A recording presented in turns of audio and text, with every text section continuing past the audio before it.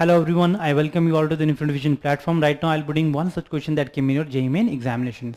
This question came on 9th January 2020 shift 1. So 2020 का question है, जल्दी से देख लेते हैं क्वेश्चन क्या कहता है भाई. Question says a block of mass 10 kg is kept on the rough inclined plane. एक 10 kg का ब्लॉक है, inclined plane पे हमने रख दिया, रफ है ना, as shown in the figure. A force of 3 Newton is applied on the block. 3 Newton का force डाउनलोड आपने अप्लाई किया है. The coefficient of static friction between the plane and the block is, इस पे coefficient of static friction भी given है, mu is equal to 0.6. ठीक है. Then what should be the minimum value of force P such that the block does not move downward? कितना आप force लगाएंगे इस पे, और वो मिनिमम फोर्स होना चाहिए ताकि वो नीचे स्लाइड डाउन ना करे. अगर आप फोर्स नहीं लगाते इन केस, तो ये P फोर्स नहीं लगाओ, 3 न्यूटन नहीं लगाओ. अगर if it is moving in incline plane like that, just like this, ठीक है, और ये एंगल थीटा है, तो we know that this force which is in this particular direction, mg is always acting downward, so this angle would be equal to theta. इसका mg का ये वाला component होता है mg cos theta, और ये वाला component होता है along the inclined plane mg sin theta. अगर कोई भी फोर्स नहीं लग रहा है ना, तो ये जो mg sin theta ही है जो कि इसको फ्रिक्शन को बैलेंस करेगा. पीछे अगर फ्रिक्शन लग रहा होता है, if this mg sin theta is greater than friction, तो ये स्लाइड डाउन करेगा.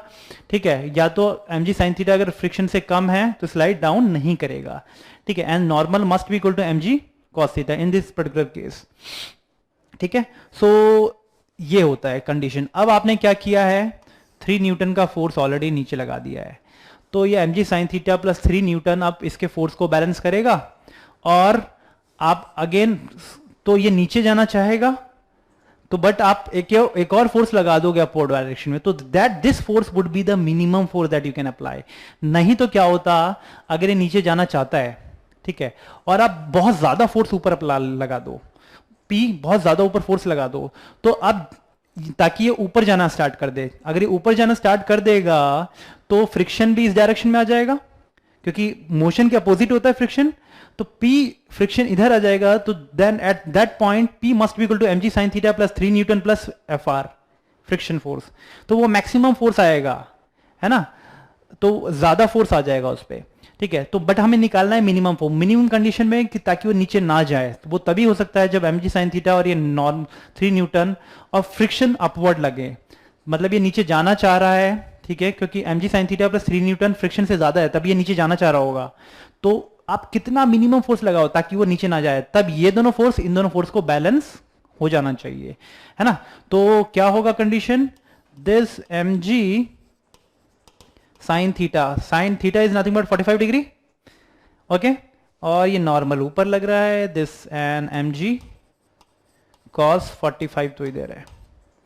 अब जल्दी से फोर्सेस को बैलेंस कर लेंगे हम.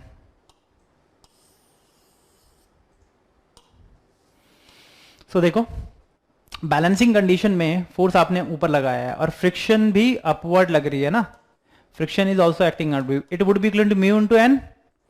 फ्रिक्शन हमेशा म्यू एन के बराबर होगा. म्यू कितना है, 0.6, एन कितना है, mg cos 45 के बराबर. I hope this thing is clear. And बाकी तो कुछ नहीं है, फिर तो बैलेंसिंग कंडीशन ही लगाना है. 6/10 वुड बी इक्वल टू, मास कितना है इसका, 10 kg का, एंड g की वैल्यू 10 ले लो, एंड cos 45 रूट कितना होता है, 1/√2. सो 10 से 10 cancel, finally you will be getting 60/10√2. No, 10 से 10 कैंसिल, एक 10 रह जाएगा, तो you will be getting 60/√2. This you are getting, है ना. So 60/√2 is the frictional force that you are getting. तो जल्दी से यहां पे वैल्यू पुट करेंगे सीधा direct.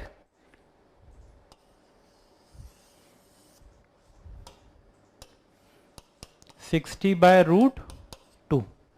Okay, mg sin theta कितना होगा, mass is 10 kg, acceleration due to gravity is 10, sin 45 is √2, तो यू विल बी गेटिंग 100/√2, है ना. तो ये डाउनलोड फोर्स आ रहा है, तो ये वाला फोर्स और ये वाला फोर्स इन दोनों फोर्स को बैलेंस करेगा. तो जल्दी लिखो, mg sin 45 plus 3 newton must be equal to P plus frictional force. Value put करेंगे, इसकी वैल्यू कितनी है, 100/√2 plus 3 must be equal to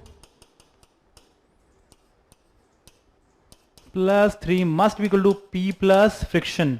ठीक है, एग्जाम में आपको सीधा डायरेक्ट वैल्यूज पुट कर देना है, इस इक्वेशन में ला के सीधा डायरेक्ट वैल्यू पुट करना है, because you won't be having much time, है ना। सो सीधा डायरेक्ट वैल्यू पुट करेंगे, so you'll be getting P must be equal to, ये उधर जाएगा, it would be equal to 40/√2 plus 3, solve it, you will be getting answer close to 32 newton, है ना।